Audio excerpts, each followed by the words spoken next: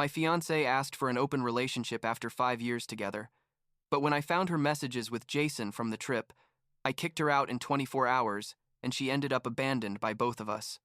I'm 28 years old, work in digital marketing, and about 6 months ago I ended a 5-year relationship with who I thought was the love of my life. I guess I need to tell this story because there are still people asking me what really happened, and the truth is that Lauren, my ex-fiancée, has been telling a very different version of events. So, here's the complete story.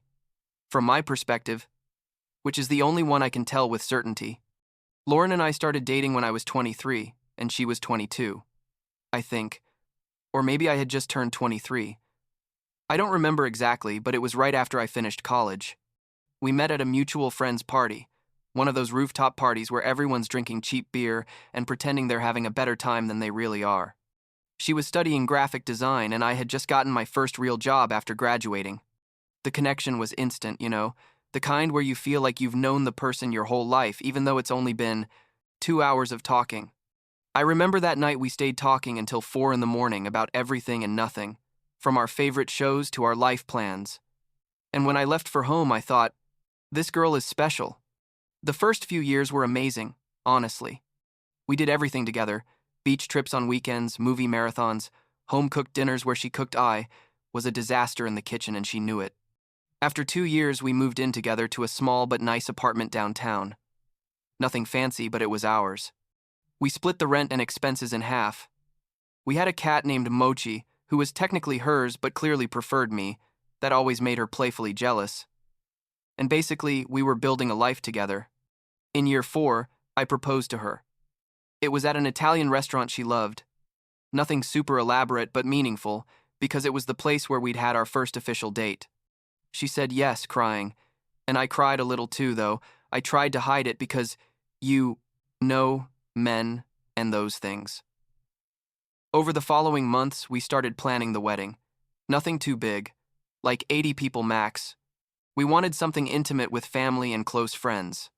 I was excited, she seemed to be too. Although looking back, I think I started noticing some signs that I completely ignored at the time. She'd get weird when we talked about specific dates, like she always found a reason to postpone important decisions. But I thought it was normal, that maybe she was stressed with work or just wanted everything to turn out perfect. Never, not for a second, did I think that what was really happening was that she was having doubts about us. Everything started going to hell about 7 months ago, more or less. Lauren told me she was going away for a long weekend with her girlfriends to the beach, like a girls' trip to relax before we started getting serious with the wedding planning. I thought it was great. Honestly, I figured it would be good for her to disconnect a bit. The trip was from Thursday to Sunday, just 4 days. I stayed at the apartment working and looking after Mochi, who clearly missed Lauren but settled for my pathetic attempts at giving him affection. When Lauren came back that Sunday night, something was different. I can't explain it well, but there was something about her energy that didn't add up. She arrived around 9 at night, gave me a quick hug, not even a kiss, and went straight to take a shower. I thought maybe she was tired from the trip. 4 days of beach and partying probably left her exhausted. But then, when she came out of the shower and we sat down to eat something I'd ordered for delivery, she barely talked to me. She was glued to her phone, texting and smiling in a way that made me uncomfortable.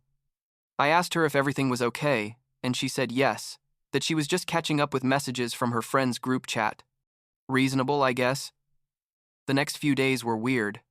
Lauren kept acting distant, always with her phone in her hand. Sometimes she'd laugh to herself while texting. When I'd ask her what was so funny, she'd tell me it was a meme or an inside joke with her friends. I tried not to be the jealous, paranoid boyfriend who checks phones, because honestly I'd never had reasons to distrust her in 5 years.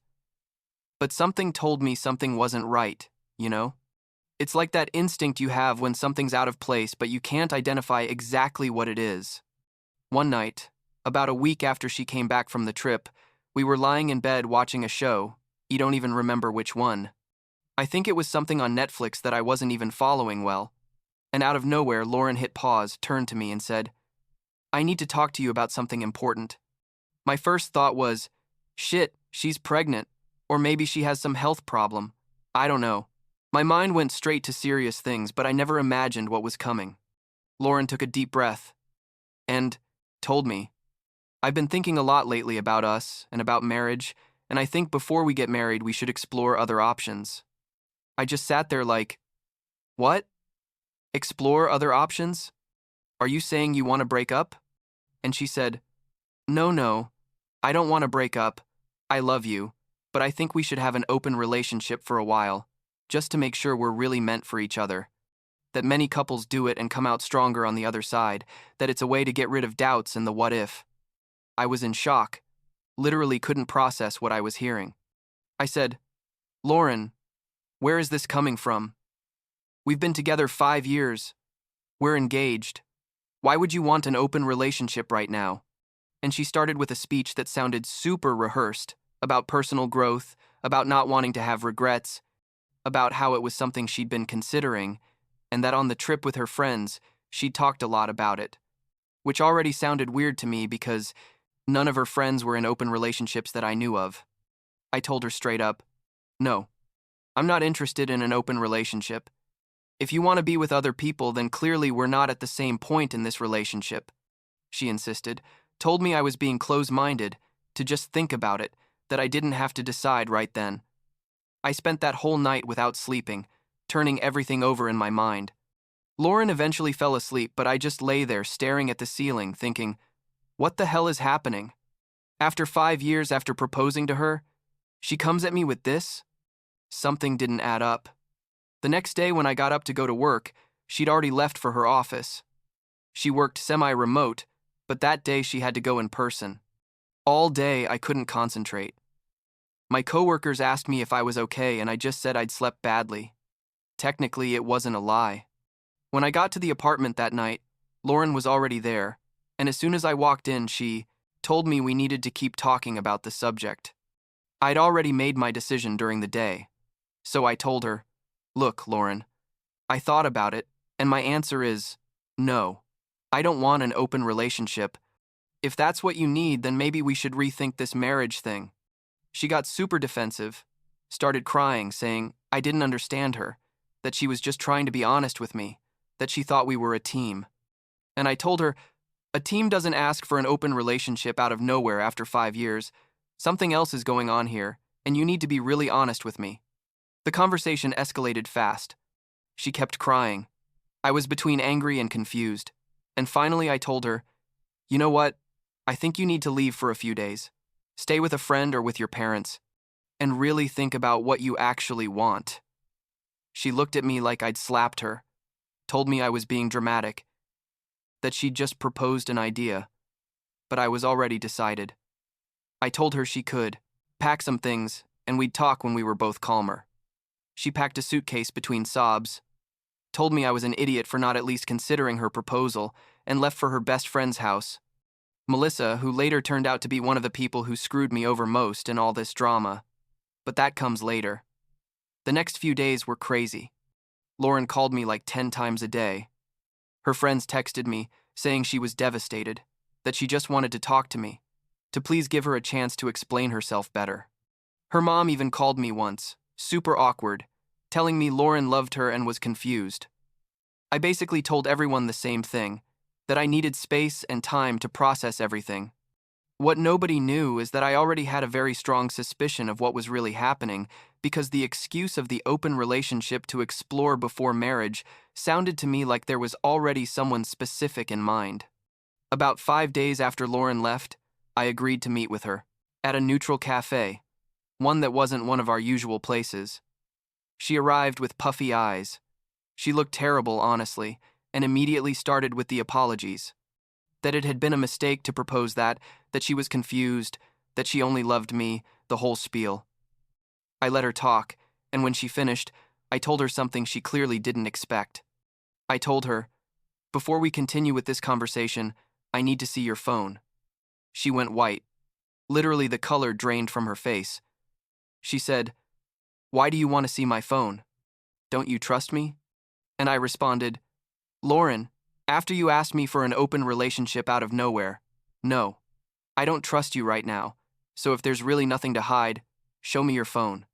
She sat there for like 2 minutes without saying anything, just looking at her coffee. Finally, very slowly, she took her phone out of her purse and passed it to me. She was shaking. I opened her messages and didn't have to search much, honestly. There it was, a super long conversation with some guy named Jason, a dude who, from what I could quickly deduce, she'd met on that girls' trip. The messages were clearly flirty. He told her he couldn't stop thinking about her. She responded with heart emojis and smiley faces. There were even plans to meet up when he visited our city. He lived in another state. The worst part is that the messages were from before she proposed the open relationship to me, meaning basically she was already talking to this guy and wanted my permission to take it to the next level without having to be the bad guy in the story. When I looked up from the phone, she was crying again. I gave her back the phone and said, "So this open relationship thing wasn't a philosophical idea about personal growth, it was because there's already someone else." She tried to deny it at first, saying he was just a friend, that nothing physical had happened, that they'd just talked. I asked her directly, "Did something happen on that trip?" And, after like a minute of silence, she admitted yes, that they'd kissed one night on the beach, but that it had been a mistake, that she was drunk, that it didn't mean anything, that's why she'd proposed the open relationship thing, to be able to be honest with me but without losing me. I got up from the table, took out my wallet, and left money for my coffee. He hadn't even touched it, and told her, "We're done, Lauren. I don't want to see you again." She started crying harder, grabbed my arm, telling me to wait, that we could fix this, that it was just a stupid mistake. But I was done. You know what I mean? After 5 years, after planning a future together, she cheats on me, proposes an open relationship to keep seeing the guy, and then tries to make me feel like I'm the problem for not being open-minded. I left the cafe and she followed me to my car, but I just got in and drove away. When I got to the apartment, the first thing I did was block Lauren on everything. Phone, social, media, email, absolutely everything. Then, I also blocked Melissa and 2 other friends of Lauren's, who I knew were going to be a pain. I didn't want to know anything, didn't want them coming at me with more pleas or excuses.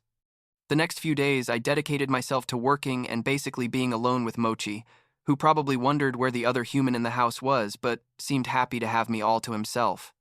About a week after that meeting at the cafe, I started seeing that Lauren had posted photos on her Instagram. I saw because a friend showed me. I already had her blocked. With Jason, the guy from the messages. Super lovey-dovey photos, like her lying on his chest, him kissing her forehead, with captions like, "When you know," and "New energy. New life." It made me laugh and feel disgusted at the same time, honestly. The girl had spent a week crying that she loved me, and it had been a mistake, and she was already posting romantic photos with the other guy, some mutual. Friends wrote to me asking what was up, if I knew, and I simply told them that Lauren and I had broken up and that she could do whatever she wanted with her life. But here comes the part that almost gave me satisfaction. I'm not gonna lie. Like 2 weeks after they started posting photos together, the guy ghosted her completely. Disappeared, blocked her, deleted himself from the face of the earth. Apparently, because I found out from someone who knew Melissa's brother, Jason never had serious intentions with Lauren, he just wanted to have fun. And when Lauren started talking about him moving to our city and future plans, the guy got scared and ran. Lauren was devastated, according to what I was told, crying that she'd lost the 2 people she loved, that her life was a mess. And that's where things got really uncomfortable, because Lauren started trying to contact me again. Since I had her blocked everywhere, she started using friends' numbers to send me messages, showing up near my work, which was super awkward, and even asked her mom to call me again. I ignored everything. I didn't respond to a single message, didn't give her a minute of my time. I'd already made the decision to move forward and wasn't going to let myself be manipulated again. I packed up all her stuff that was left in the apartment, and there wasn't little, like clothes, books, bath products, decorations she'd bought. Even some photos of us she had framed, those I threw straight in the trash because I didn't think she'd want them. I sent her a message from a friend's phone, telling her I had all her things packed and she could come pick them up on such and such day at such and such time. That I wasn't going to be there because I didn't want to see her, to just ring the doorbell and my friend would give her the boxes. She responded with a super long message asking me to please be there.